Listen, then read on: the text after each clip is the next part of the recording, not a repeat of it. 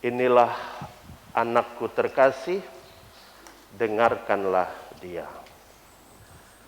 Bapak, Ibu, saudara-saudari umat Allah yang dikasihi Tuhan, kisah penampakan kemuliaan Tuhan di atas gunung, diperkirakan Gunung Tabor.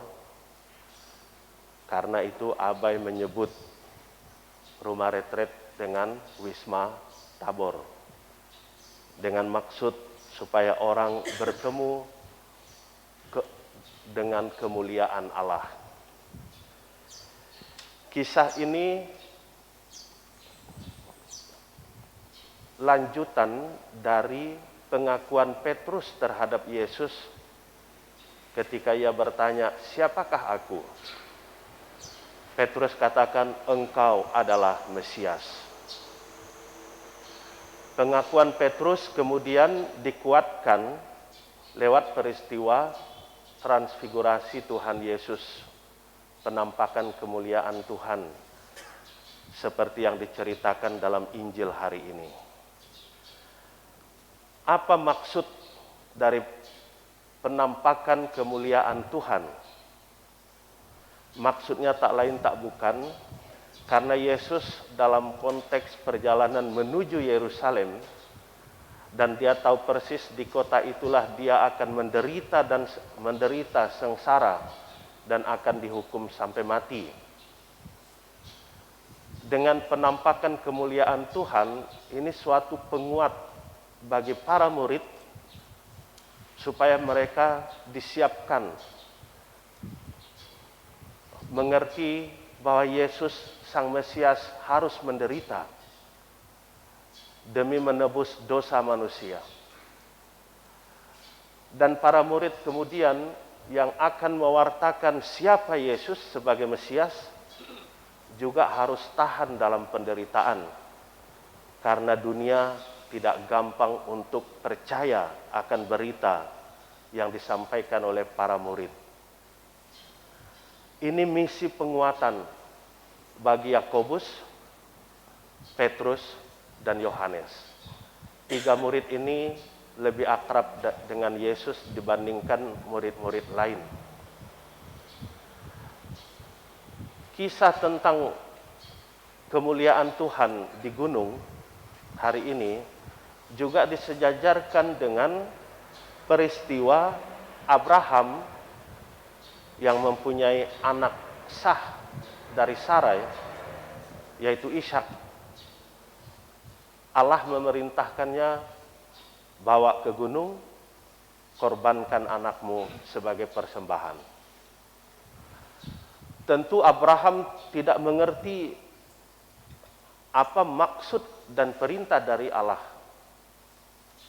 Bahkan mungkin protes, baru dikasih anak yang kesayangan lalu diminta dipersembahkan. Tetapi karena Abraham taat, maka Allah mengganjar ketaatan itu. Kita tahu Ishak tidak jadi dikorbankan, malah Allah memberi berkat untuk Abraham dan seluruh keturunannya, sebanyak bintang di langit, pasir di laut. Hari ini di gunung, Allah juga mau menguatkan dengan hadirnya Elia. Kita tahu Elia itu adalah nabi pembaharu seluruhnya. Tetapi kita tahu Elia juga sangat menderita melaksanakan tugas sebagai nabi. Maka dia pemenuhan para nabi yang rela menderita demi melaksanakan kehendak Allah. Sementara Musa selalu dihubungkan dengan hukum Taurat, hukum-hukum Allah. Keduanya ini hadir untuk menguatkan Yesus dalam melaksanakan dan menyelesaikan misi penyelamatannya.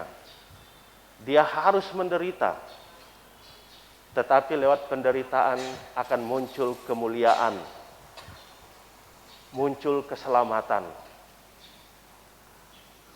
Tadi dikatakan ada awan menyelubungi Yesus Elia dan Musa.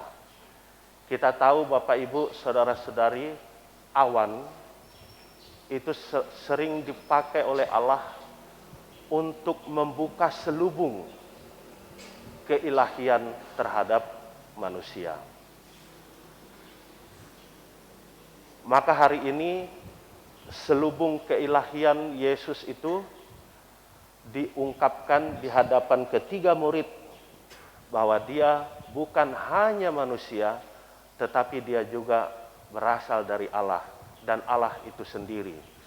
Karena itu seluruh pakaian ditembus oleh sinar ilahi. Karena itu tadi dikatakan berkilau-kilau.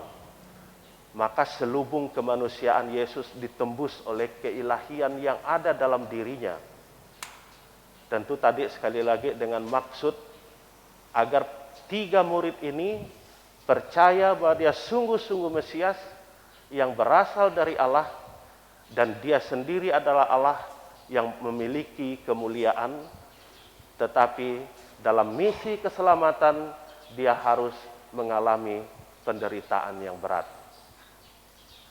Maka Bapak Ibu saudara-saudari, apa yang dikatakan oleh Paulus dalam surat kepada jemaat di Roma, Allah sendiri tidak menyayangkan anaknya untuk dikorbankan.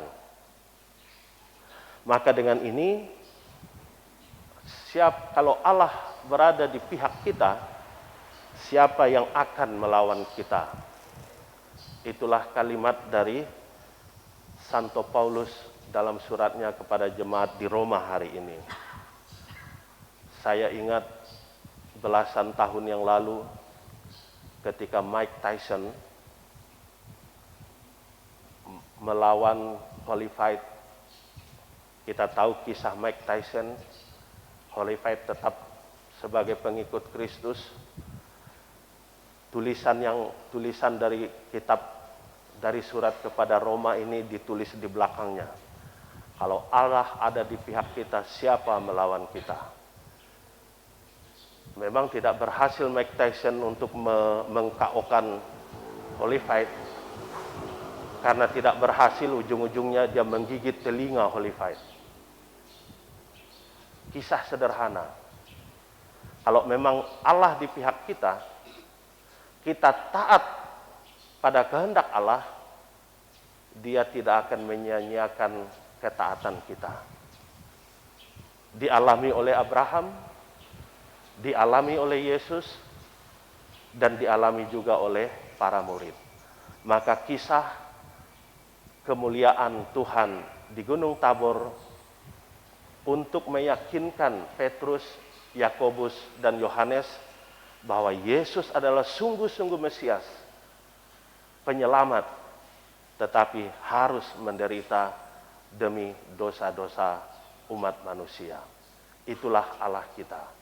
Itulah Tuhan kita.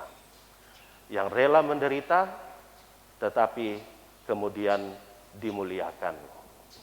Karena itu, apa yang dikatakan oleh Allah dari balik awan, inilah putra kesayanganku, dengarkanlah dia. Semoga kita setia mendengarkan dia, sehingga kita pun menjadi putra-putri kesayangan Allah. Amin.